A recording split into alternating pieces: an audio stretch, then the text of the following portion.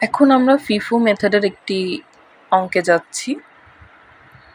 দেখেন কোশ্চেনে ফিফো চেয়েছে আর কোশ্চেনে এগুলো বলা আছে। আসেন কোশ্চেনটা পড়ি। You are provided with the following information for Elisa Incorporation for the month ended October 31, 2015. Elisa uses a perpetual method for inventory. তার মানে perpetual মেথডে আমরা ফিফো করব। ফিফো করে তারপর ending inventory, cost of goods sold, gross profit calculate করতে হবে। FIFO আর weighted average মেথডের আন্ডারে আমরা ফিফো করব। এখন আসেন ফিফোর জন্য আমাদের যা যা লাগবে কলামে, আমাদের ডেট লাগবে, ডেসক্রিপশনটা দিলেও হবে, না দিলেও সমস্যা নেই, দিলে বেটার।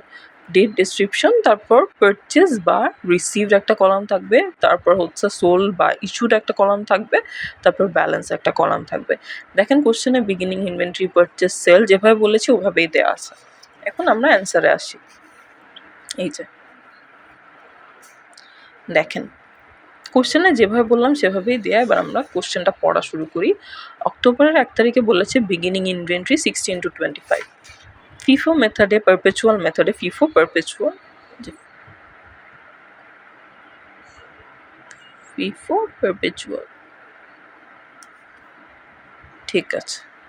সো আমরা হচ্ছে ফিফো পারপেচুয়াল মেথডে হচ্ছে অক্টোবরের 1 তারিখে বিগিনিং ইনভেন্টরি 16-25 বলা আছে, এটা লিখলাম। ব্যালেন্সে এটা চলে আসলো, ভালো কথা। এরপর অক্টোবরের 9 তারিখে পারচেজ বলেছে কত, 120 × 26, এই যে 120 × 26 কোয়ান্টিটি, আর হচ্ছে এটা ইউনিট কস্ট ছিল, ঠিক আছে। সো এই দুটো ক্যালকুলেট করে 3120 আমাদের এসেছে।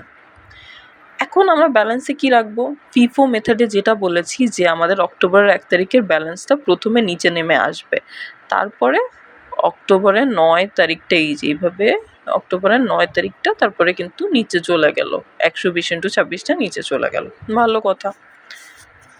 ওকে, এখন অক্টোবরের 15 তারিখটা মনোযোগ দিয়ে দেখি। দেখেন সেলে বলেছে 100 × 35।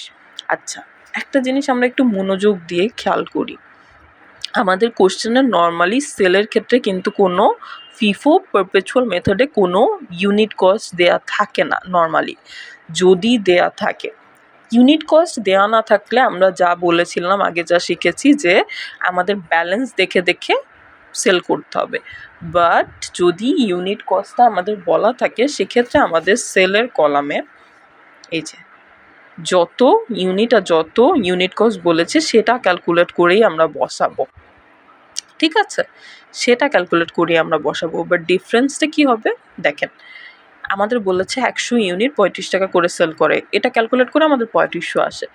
এখন আমরা এই 100 ইউনিটটা ব্যালেন্সে যে 60 এবং 120 আছে সেটা থেকে বাদ দিব। কিভাবে? 100 প্রথমে 60 থেকে বাদ দিব, ঠিক আছে।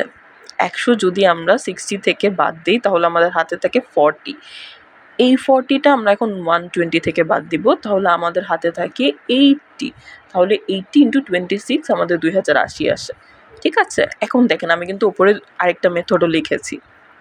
আমাদের কোশ্চেনে যদি ধরেন 35 এটা বলা না থাকতো তাহলে আমরা কিভাবে সেল করতাম 100 ইউনিটটা? তাহলে আমরা প্রথমে দেখতাম যে শুরুর ব্যালেন্স কোনটা। শুরুর ব্যালেন্স হচ্ছে 60, তাহলে এটা আগে সেল করতাম। 60 × 25 1500 আসে। তারপর আমাদের টোটাল বলেছে 100 ইউনিট সেল করতে, আমরা সেল করেছি 60, প্রথমটা নিয়েছি 60 সেল করা হয়েছে, হাতে আরও 40 আছে। এখন 40 আমরা সেকেন্ড কস্ট ইউনিট নিয়ে সেল করবো। সো 40 × 26 1040 আসে, গেল আমাদের টোটাল 100 ইউনিট সেল করা হয়ে গেল। তাহলে আমাদের হাতে থাকে কত?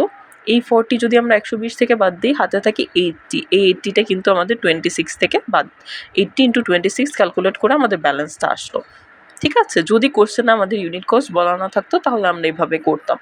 ইউনিট কস্ট বলা থাকলে আমরা সোজা সুন্দর মতো ক্যালকুলেট করে ফেলবো, এটা আরও ইজি যে 100 × 35 ক্যালকুলেট করে ফেললাম।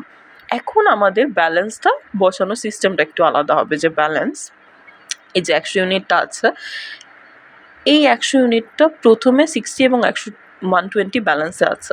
সো 100 থেকে প্রথমে আমরা 60 বাদ দিলাম, তাহলে হাতে থাকে 40। এই 40টা আমরা আবার 120 থেকে বাদ দিব, তাহলে হাতে থাকে 80। সো 80-র সাথে 26 আসবে, কারণ লাস্ট আমাদের ইউনিট কস্ট কিন্তু 26, বা লাস্ট আমরা যেটা বাদ দিয়েছি সেটার ইউনিট কস্ট হচ্ছে 26, এজন্য 18/26 আমাদের ব্যালেন্সে থাকবে। ঠিক আছে, আই হোপ আপনারা বুঝতে পেরেছেন। এখন হচ্ছে অক্টোবরের 26-এ বলেছে পারচেস 70 ইন্টু হচ্ছে 26 টাকা। সুন্দর মতো আবার এটা আমরা বসিয়ে দিই। 70 ইন্টু 26, ব্যালেন্সে আছে 80 ইন্টু 26, এটার নামলো নিচে। এরপর 70 ইন্টু 26টা আবার নিচে চলে গেল, ক্যালকুলেট করে 1890 টাকা আসে। এখন আমরা দেখি সেলে কত বলেছে, 60 ইন্টু 40 ইউনিট কস্ট বলা আছে। সো সেলে আমরা সুন্দর মতো 60 ইন্টু 40 লিখে ফেলবো, 2400 টাকা। এখন আমাদের ব্যালেন্সে কী আছে, 80 আর 70 আমাদের ব্যালেন্সে আছে। এখন আমরা একইভাবে বাদ দিব, এই 60টা প্রথমে 80 থেকে বাদ যাবে। 80 থেকে 60 যখন 80 থেকে বাদ যায় আমাদের হাতে থাকে 20, এই 20 ইন্টু 26টা বসে পড়বে, কারণ হাতে আমাদের আছে। আমাদের পুরো 80 বা প্রথমটা পুরোটা আমাদের লাগেনি, 80 থেকে শুধুমাত্র 60 চলে গিয়েছে, আরও 20 আছে। সো 20 ইন্টু 26 আমরা বসিয়ে দিব। এই যে 80 ক্ষেত্রে 60 চলে গেল, হাতে থেকে 20 ইন্টু 26 ক্যালকুলেট করলে 520 আসে। তারপরে নিচে যেই 70 ইন্টু 27 ছিল এটা আমরা এমনি বসিয়ে দিব, 70 ইন্টু 26, সো এটা আসে 1890। এখন এই দুটো যোগ করে আমাদের আসে 2410। সো আমাদের এন্ডিং ইনভেন্টরি কিন্তু 2410।